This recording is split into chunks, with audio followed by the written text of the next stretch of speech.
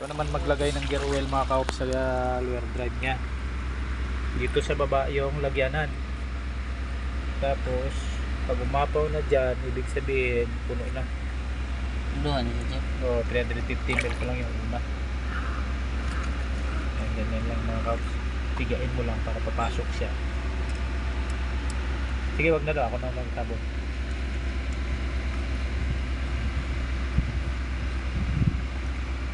Yan, takpan na dito mga kaops. Hindi niya bubuhos dun sa baba. Bubuhos man siya, may maano man pero kakaunti.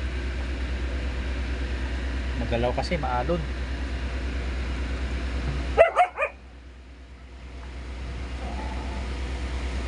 Yan. Kasi nag-refill pa.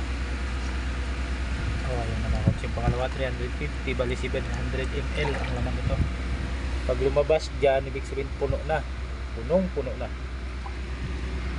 O, sige pa, dahan-dahan na. Sige, diretso lang butang-dang nut mo. Yan. Unahin mo na pag-sara dito sa taas mga kaos bago dyan sa baba. Unahin mo na sa taas. Kasi dyan pag inalis mo yung gear oil mo na battle, hindi niyan lalabas.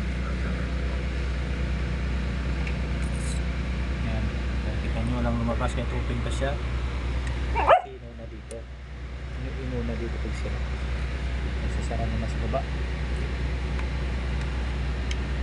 Kasi itong partner ko na to, Buenas to, nagkabit kami ng propeller dati, naka 45 views, pero why views?